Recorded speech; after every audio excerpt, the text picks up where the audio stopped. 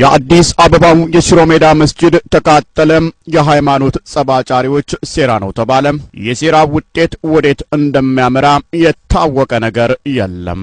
ያ ሐሚል አልቁርአን قد خصك الرحمن بالفضل والتيجان والروح والريحان يا حامل القرآن قد خصك الرحمن بالفضل والتيجان والروح والريحان يا دائم الترتيل للذكر والتنزيل بشراك يوم رحيل ستفوز بالغفران يا قارئ الآيات في الجمع والخلوات تزهو بك السماوات وتنتشي الأكوان يا حامل القرآن يا حامل القرآن. السلام عليكم ورحمة الله وبركاته. سلام ودنا يتكبراتشو يتسفى بالبيتي هناچو አድማጮቻችን ሰባጫሪነት በላቀው በሰላም ወዳድነት ሲረታ ማየቱ በጣሙን ደስ ይላል። ጸብ ለሚያጭሩ ችግር ለሚፈጥሩ ህዝብን ከህዝብ ለሚያቃቅሩ ሰላምን የመሰለ ግሩም ጥሪ የለም። ለዚያም ነው ስለ ሰላም ብለን ይህንን ፕሮግራም የምናስተላልፈው። ውድ ሀገራችን ህዝብ ሆይ በጊዜ ሂደት ውስጥ እንደ ሐረግ ተጠቅልለው የራስ መስለው የቅርብ መስለው በነገረ ዝየዳ የተካኑ ችግርን በመፍጠር የጣመኑ ወደ ኋላ እንጂ ወደፊት የማይኖሩ በነበረ ስካር የሚሽከረከሩ በዛሬ ያሉ ያኔ ትውልዶች ቢኖሩም በሚፍለቀለቀው የተንኮል እሳታቸው ላይ የሰላምን ውሃ እየሸለስን መኖሩ ብልህነት በመሆኑ ለሰላም ብለን እንሆን። በቅዱስም የፖለቲካ ለምድ የለበሱ እምነት የግል ቢሆንም ከራስ ወዲያ ላሳር ብለው የሌላን የሚያራክሱ ዜግነትን በእምነት ቃጫ ያሸበቡ የአገር ፍቅር ስሜትን ለአንድ ሃይማኖት የመደቡ የጋራ እናት የሆነችውን አገር የአንድ ሃይማኖት ደሴት አድርገው የሚያዋድዱ አሉና አይናችንን ገለጥ አድርጎ ማየቱ ጠንቀቅ ማለቱ ለጋራ የሚበጅ በመሆኑ ልብ ያለው ልብ ይበል ለማለት እንወዳለን። የዜጎች መብት የሚሰጠው በሃይማኖት አይነት ሳይሆን በዚያች ዜጋ ባስባልቻዋ ምድር ላይ ዜጋ መሆኑ ነው። ይህም አይዋጥላቸው ዲሞክራሲ የሚያቅለሸልሻቸው የነበር ያኔ ትውልዶች የነበር ያኔ ተስቦን እያጋቡ ብቅ ጥልቅ ስለሚሉ ዜጎች ሃይማኖት ሳይለያቸው ፍቅር በሚባል ፍቱን መድኃኒት የጸባጫሪነትን ተውሳክ ሊያስወግዱ ይገባልና ልብ ያለው ልብ ይበል።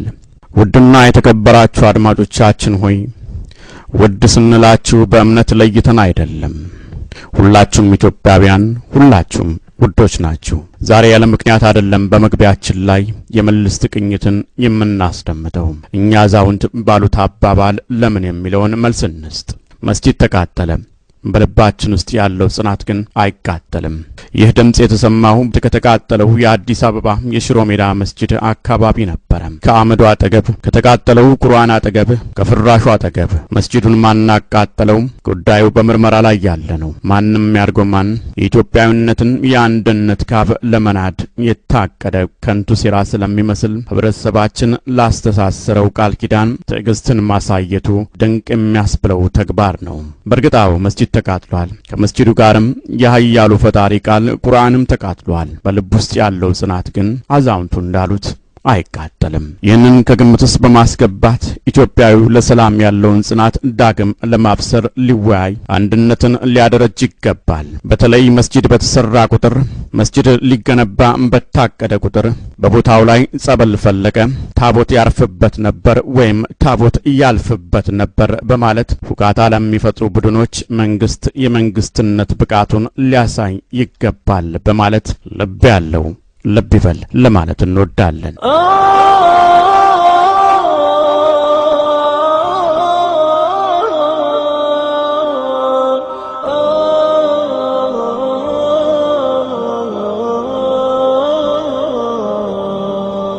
የአዲስ አበባው የሽሮ ሜዳ መስጂድ ተቃጠለ።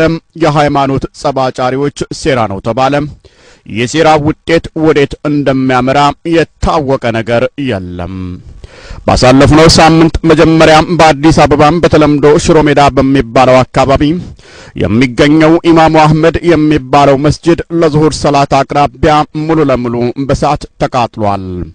በቀድሞው ወረዳ 11 አሁን ጉለሌ ክፍለ ከተማ ሽሮ ሜዳ አደም በዳኒ ቡና ማዘጋጃ በተባለ ቦታ የተቃጠለው ኢማሙ አህመድ መስጂድ የቃጠለው መነሻ ምክንያትና ቃጠሎውን ያደረሰው ሰው ማንነት ለጊዜው እንደማይታወቅና ጉዳዩን ፖሊስ ያዘውና ያጣራው መሆኑን የመስጂዱ ኮሚቴዎች ገልጸዋል።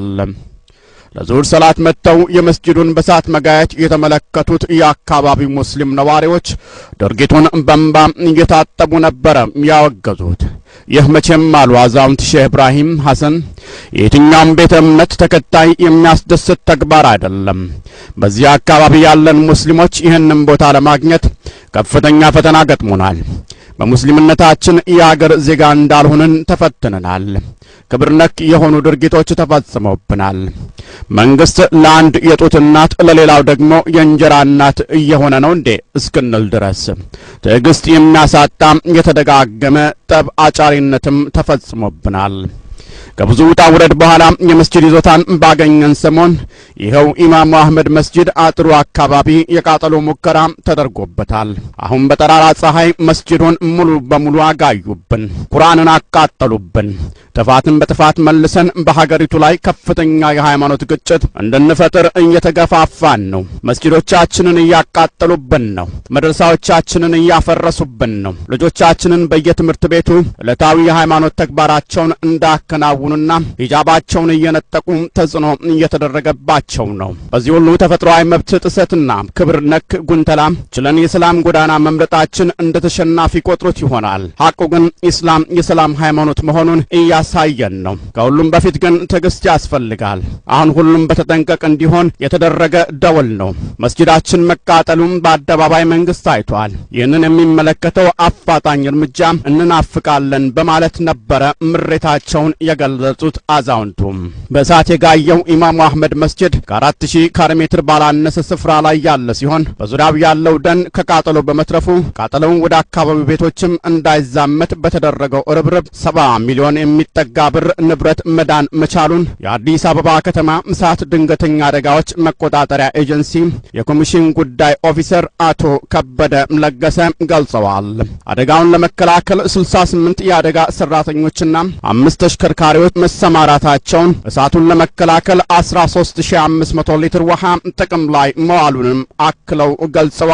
አቶ ከበደ ለገሰ የመስጂዱ ቃጠሎ በዕለቱ በርካታ የመንግስት አካሎችና የሙስሊም ተወካዮች መሪዎች ተገኝተው ተመልክተውታል። የኢትዮጵያ እስልምና ጉዳዮች ጠቅላይ ምክር ቤት ዋና ጸሐፊ ሐጂ አልሙሐመድ ስራጅ ስለ መስጂዱ ቃጠሎ ተጠይቀው ለሬዲዮ ቢላል ዘጋቢ እንደገለጹት ፖሊስ የራሱን ምርመራ እያደረገ ነው። ምርመራ ላይ ያለ ነገርን ባንገልጽም የራሳችን መላምት አለን።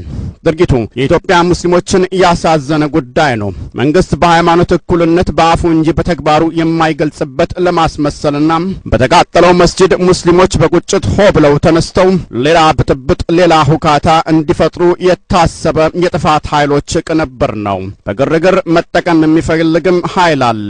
እኛ የሰላም ጎዳና ተከታይ እንጂ የማንም መሳሪያ አንሆንም። በራሳችን መካከል ያለው ከፍተኛ ክፍተት ለችግሩ ሰለባ አድርጎናል። አንድነታችንን ቀንሶብናል። ኃይል አሳጥቶናል። ወደ ምርጫም በቀረብንበት ጊዜም ይህ መፈጸሙ ከፖለቲካ ትኩሳት ጋር በማያያዝ የሃይማኖት እኩልነት ነጻነትን የማያረጋግጥ መንግስት የሚል ድምታ ለመስጠት የታሰበ ይመስላል። የዚህ መስጂድ ቃጠሎን በተመለከተ ለሚመለከተው የተለያዩ ክፍል ጉዳዩን አቤት ብለናል። አበረታች ፍንጭም እየታየ ነው።